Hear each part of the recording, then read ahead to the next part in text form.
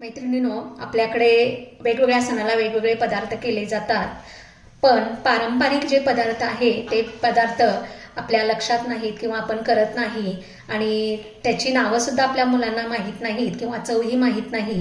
त्यासाठी पारंपरिक जो पदार्थ आहे तो आपण या ठिकाणी करणार आहोत. तो म्हणजे राळ्याच्या तांदळापासून तयार केली जाणारी सजुरी. बघ, राळ्याचे तांदूळ आपण अगदी खमंग असे भाजून घ्यायचे आहेत. बघू शकता की आपले राळ्याचे तांदूळ भाजत आलेले आहेत.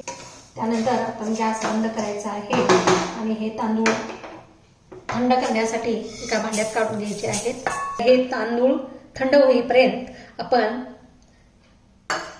सजोरीसाठी लागणारी जी कणिक आहे ती या ठिकाणी तयार करून घेणार आहोत. या ठिकाणी सजुरीसाठी आपल्याला जे पीठ घ्यायचं आहे ते मी 1 वाटी मैदा घेतलेला आहे. मध्ये मी 2 चमचे रवा घालत आहे. थोडंसं मीठ घालायचं आहे. आता हे मिक्स करून घ्यायचं आहे. कोणताही गोडाचा पदार्थ करताना त्यात चिमूटभर मीठ घातलं की त्याची चव आणखीन खमंग होते. आता मगाशी मी 1 चमचा मोहनसाठी तेल गरम करून घेतलेला आहे. तेल मी या ठिकाणी मोहन म्हणून घातलेला आहे, त्यामुळे त्या सजुरीला चांगला मऊपणा येतो. त्यानंतर हे जे तेल घातलेलं मोहन आहे ते या ठिकाणी रवा आणि मैद्यामध्ये व्यवस्थित मिक्स करून घ्यायचं आहे. हाताने चोळून घ्यायचं आहे. हे पीठ आपण थोडं थोडं पाणी घालून घट्ट असं मळून घ्यायचं आहे. असं तेल लावून 15 मिनिटासाठी ही जी कणिक आहे ती भिजत ठेवत आहे. आपण जे राळ्याचे तांदूळ भाजून घेतलेले होते ते थंड झाले आहेत. ते आता मिक्सरच्या भांड्यामध्ये घालून त्याची मिडियम अशी पेस्ट करून घ्यायची आहे. या ठिकाणी बघू शकता आपल्या राळ्याच्या तांदळाची जे पीठ आहे ते या ठिकाणी अगदी मिडियम असे, अगदी मोठं नाही किंवा बारीक नाही, मिडियम असं बारीक करून घेतलेलं आहे. ते मी एका भांड्यामध्ये काढून घेत आहे. मी अर्धा चमचा जायफळ पूड घालत आहे. 1 चमचा सुंठ पावडर घालत आहे. बघा, आपण गोडाच्या पदार्थामध्ये नेहमी जायफळ वेलची पूड घालतो, पण आपण सुंठ पावडर कुठेही वापरत नाही. आणि तुम्ही या सारणामध्ये जर सुंठ पावडर वापरली तर अतिशय खमंग असा या सारणाला सुगंध येतो. सुंठ पावडर ही आपल्या घशासाठी, सर्दी खोकल्यासाठी अतिशय गुणकारी आहे. त्यामुळं सुंठ पावडरीचा आपण जरूर या ठिकाणी उपयोग केला पाहिजे. आता आपले 1 वाटी राळ्याचा तांदूळ आहे, त्याच्या पिठासाठी आपल्याला 1 वाटी गूळ घालायचा आहे. हा जो आपण यामध्ये गूळ घातलेला आहे तो गूळ याच्यामध्ये विरघळत आहे.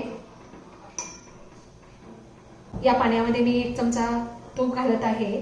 तुपामुळे सारणाला अतिशय छान चव येते. आणि गूळ विरघळेपर्यंतच आपल्याला गरम करायचं आहे. जे केलेलं पाणी आहे ते या पिठामध्ये घालून घ्यायचं आहे. थोडं थोडं घालायचं आहे, कारण सारण आपल्याला घट्टच करायचं आहे, पातळ नाही करायचं आहे. या ठिकाणी बघू शकता 5 मिनिटं थंड होण्यासाठी ठेवायचं आहे.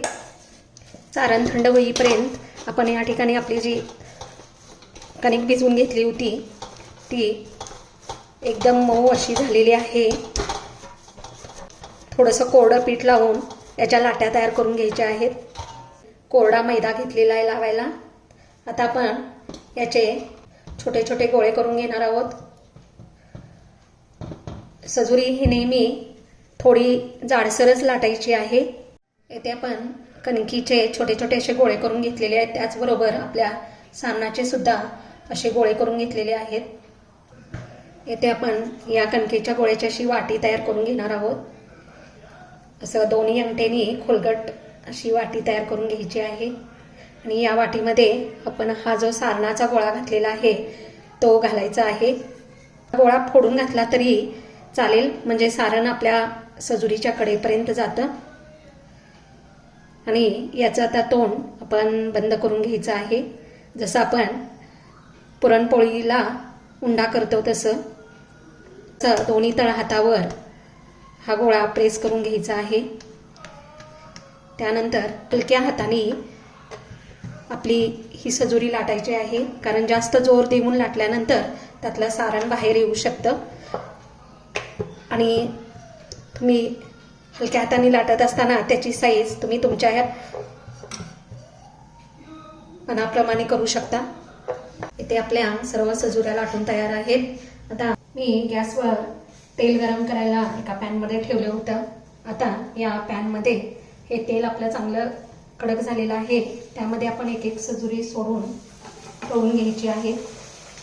या ठिकाणी बघू शकता आपली सजुरी फुगलेली आहे. त्यानंतर दुसरी बाजू भाजून घ्यायची आहे. इथे आपली खमंग खुसखुशीत आणि पौष्टिक अशी राळ्याच्या तांदळाची सजुरी करून तयार झालेली आहे. तर तुम्ही ही रेसिपी करून बघा आणि माझी रेसिपी तुम्हाला आवडली तर माझ्या चॅनलला लाईक आणि सबस्क्राईब करा.